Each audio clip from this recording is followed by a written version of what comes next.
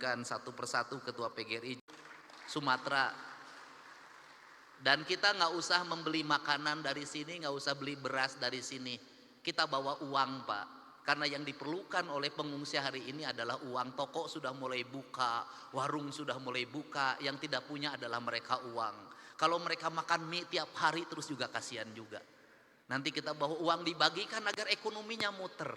Cara saya menyikapi sesuatu pakai kitab. Kitabnya itu ada dalam pikiran dan perasaan saya. Saya selalu meyakini bahwa bisikan yang terbaik dalam hidup itu adalah bisikan hati yang terjaga dari puasa. Itu prinsip. Saya nangis, Pak. Kenapa saya nangis? Ada hal yang harus dibicarakan oleh kita. Kita tiap hari ngomong tentang Negara Kesatuan Republik Indonesia. Tiap hari, Pak. Negara Kesatuan Republik Indonesia. Negara Kesatuan. Negara Kesatuan itu negara yang bersatu. Negara yang bersatu itu negara yang tidak terpisah. Dalam kerangka pemahaman Gus Muafik ada dua hal di situ. Ada Tuhan ketika tunggal, ada Tuhan ketika jamak. Tuhan ketika tunggal disebutnya imanensi, dan Tuhan ketika jamak disebutnya transendensi. Ritualitas kita sudah sangat taat orang Indonesia terhadap ritualitas. Umroh ngantri, haji ngantri. Luar biasa ritualitas kita. Masjid terbangun di mana-mana dengan indah. Tetapi ada dua hal yang hilang tercerabut dalam tradisi agama kita adalah kita mencintai Tuhan tapi lupa terhadap hukum Tuhan. Hukum Tuhan yang benar, yang tidak perlu ditafsirkan, yang tidak melahirkan mazhab, yang tidak melahirkan kelompok, yang tidak melahirkan ormas adalah hukum alam. Hukum matahari tidak akan pernah berubah. Hukum tanah tidak akan pernah berubah. Hukumnya air tidak akan berubah. Hukumnya udara tidak akan pernah berubah. Tidak perlu pakai tafsir.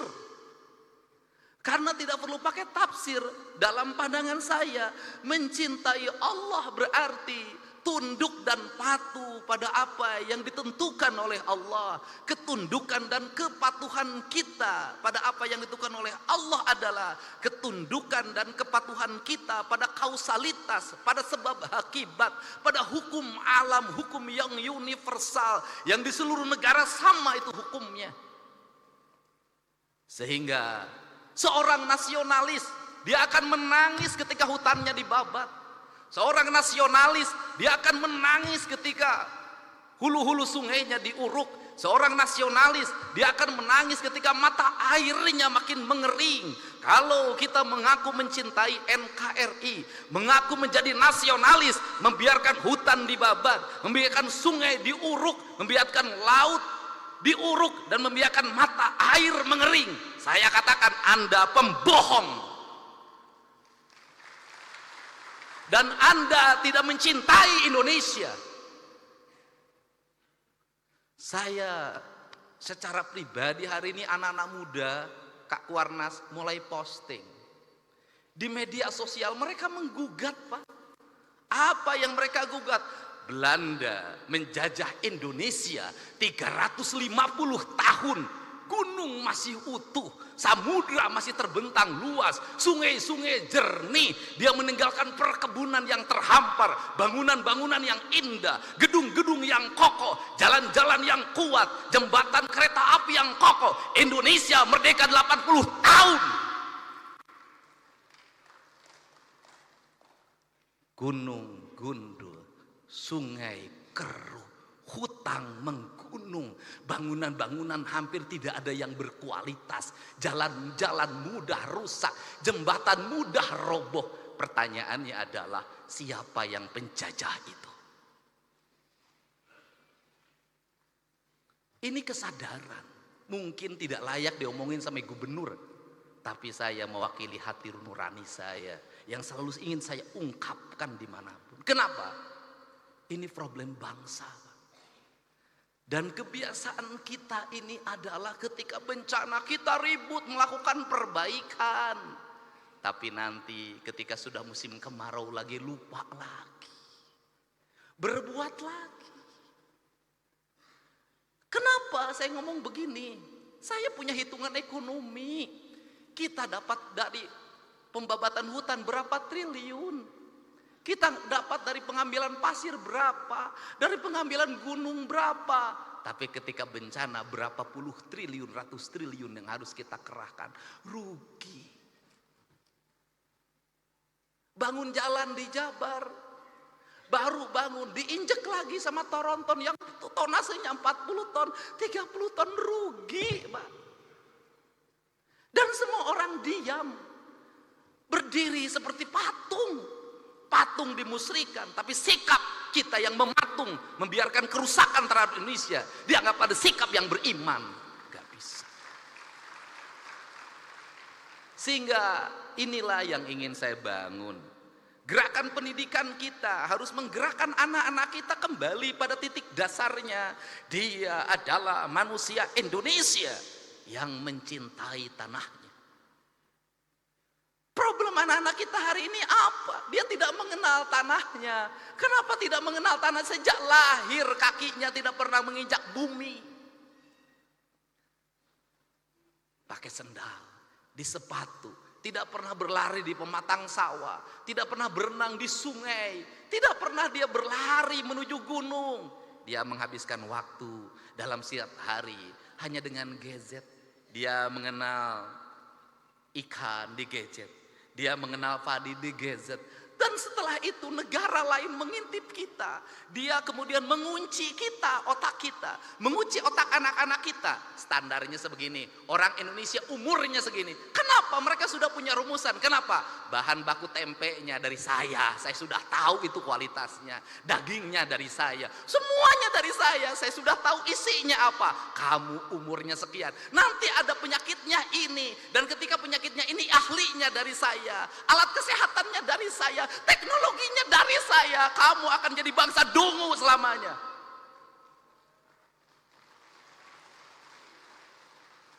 Saya tahu yang begini, Pak. Setelah itu permainannya dari saya, filmnya dari saya, permainannya dari saya, gambar-gambarnya dari saya, semuanya dari saya. Kita menjadi bangsa penjual, penghamba. Kita kaya, tapi posisi kita menjadi orang miskin. Kita ini bangsa kaya raya, Pak Ketua DPRD, tapi kita kayak orang miskin. Mangga diambil dan kita menyembah pada yang mengambilnya. Ini prinsip. Gerakan kepramukaan harus seperti ini. Gerakan agama harus seperti ini, menjadi solidaritas kesadaran. Kenapa? Mumpung masih ada waktu. Sebelum semuanya terlambat. Saya ngomong hari ini, pramuka itu kitri. Pertanyaan saya, siapa yang nanam kelapa hari ini? Tiap hari, itu dalam tradisi Sunda itu sebenarnya nggak boleh dawegan itu. Dawegan itu sakral aja, hanya untuk sesajen. Itu nggak boleh.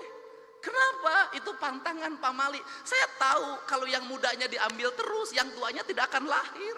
Akhirnya kita hari ini harga yang mahal kelapa. Kelapa karena bijinya juga diperlukan untuk industri biskuit di Cina.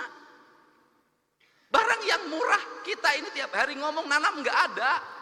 Maka pemerintah Provinsi Jawa Barat tahun ini itu membuat sebuah kewajiban seluruh bantaran sungai setelah dinormalisasi, setelah rumah-rumah kumuhnya dibongkar, maka harus tanamin pohon kelapa sepanjangnya. Saya tiap hari nanam pohon kelapa. Kenapa? Ini pohon yang paling kokoh. Kemudian nanti itu apa yang dilahirkan dari pohon kelapa itu minyak. Dulu kita di mana di Jawa Barat penghasil minyak terbaik? Ciamis. Minyak keletik. Saya tahu betul pada saat minyak keletik dikonsumsi oleh kita, dikembangkan pikiran bahwa minyak keletik itu mengandung kadar kolesterol tinggi, berbahaya bagi kesehatan. Terus itu Yang baik itu adalah minyak sawit.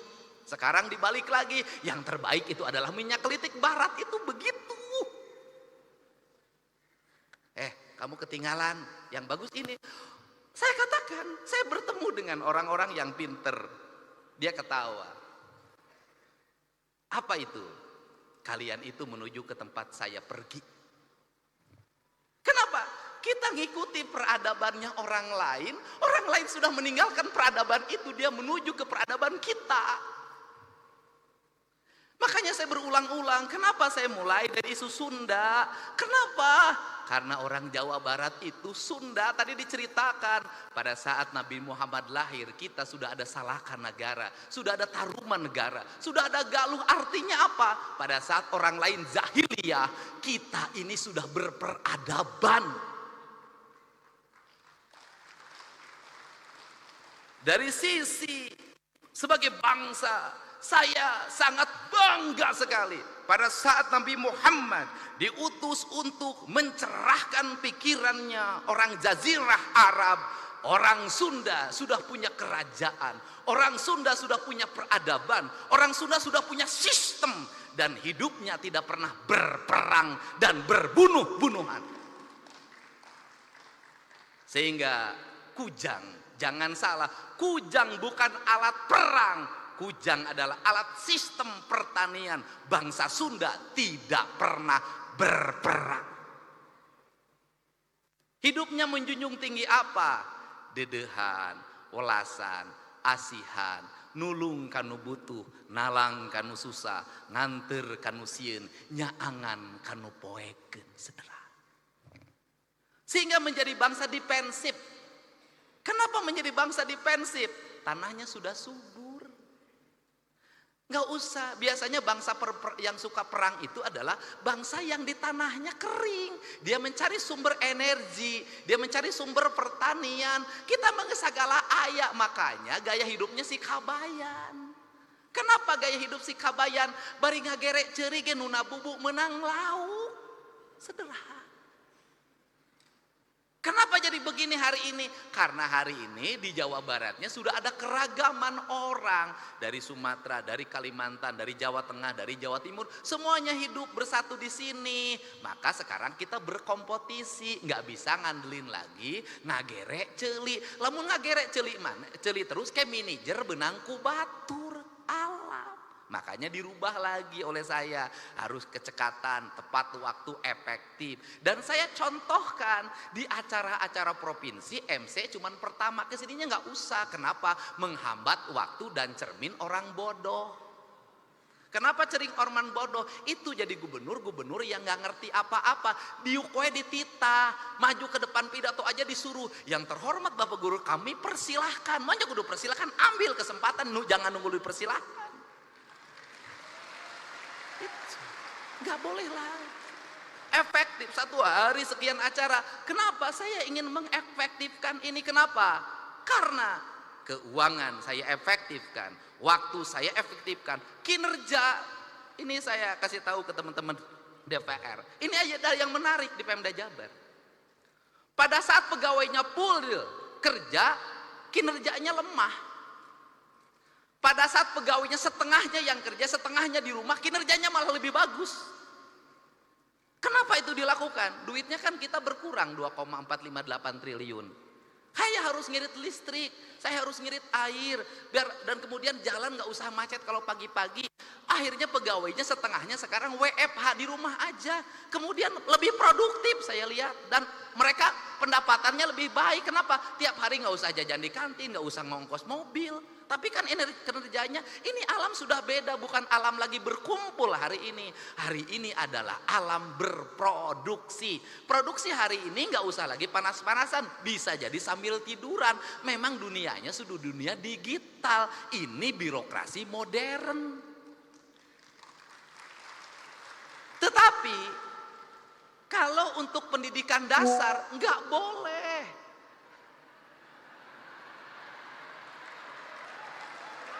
Nggak boleh.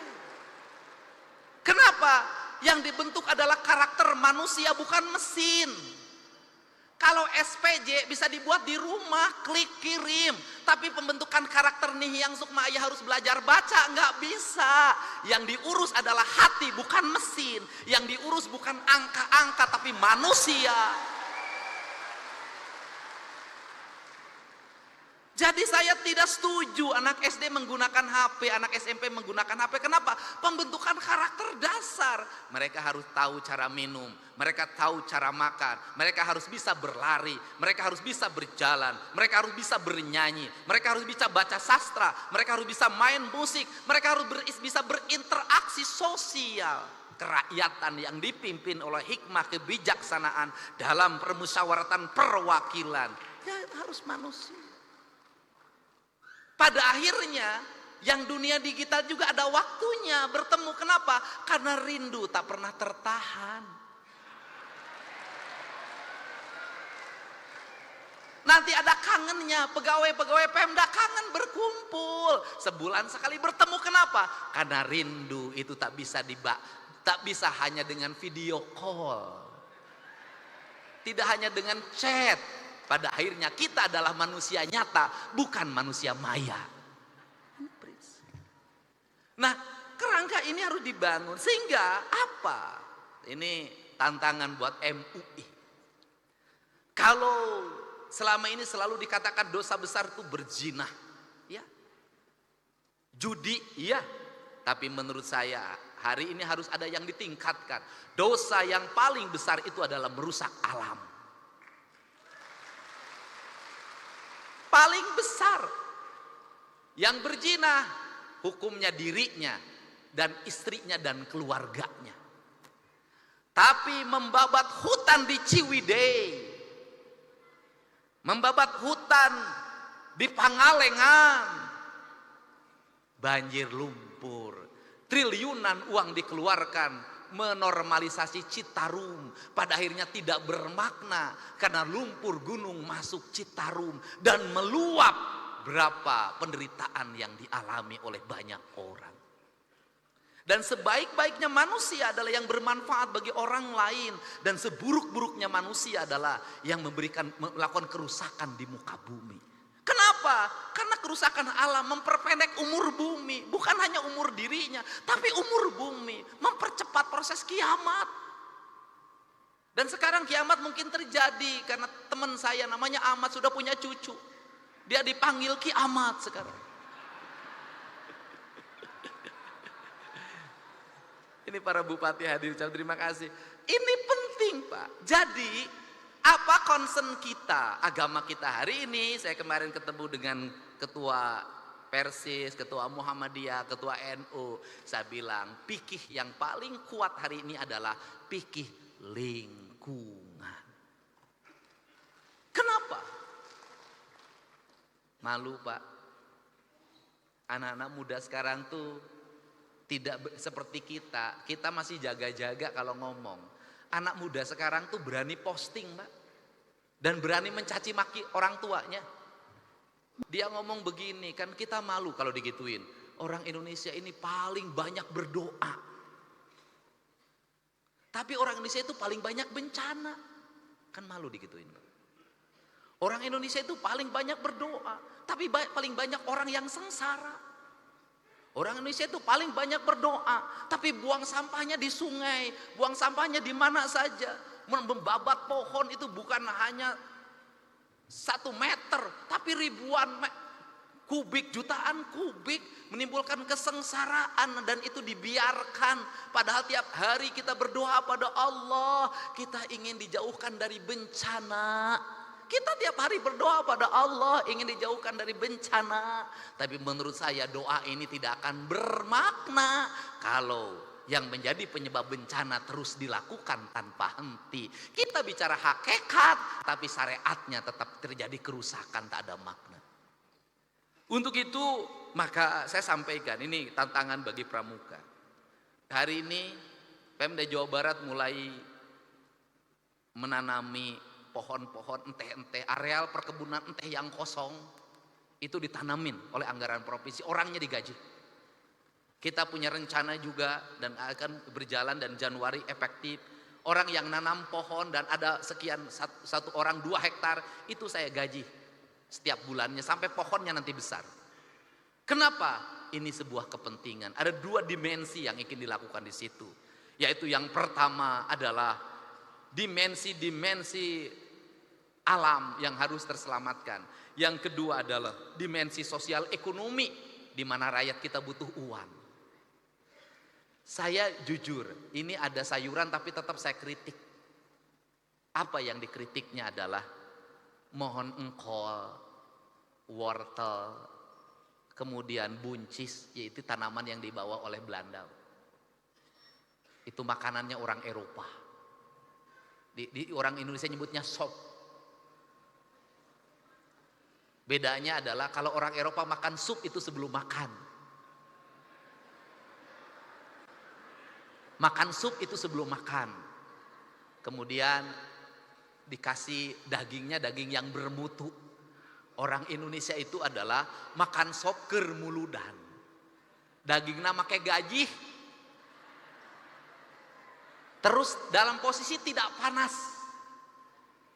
Dimakannya oleh ajengan oleh kiai setelah ceramah jam 12. Kebayang, Pak? Sop dikasih nasi pakai gaji, tidak panas, dimakan oleh ajengan jam 12 malam. Wajar kalau banyak para penceramah yang tukang ceramah hari ini jantungnya bermasalah. Ini fakta, Pak. Serius saya.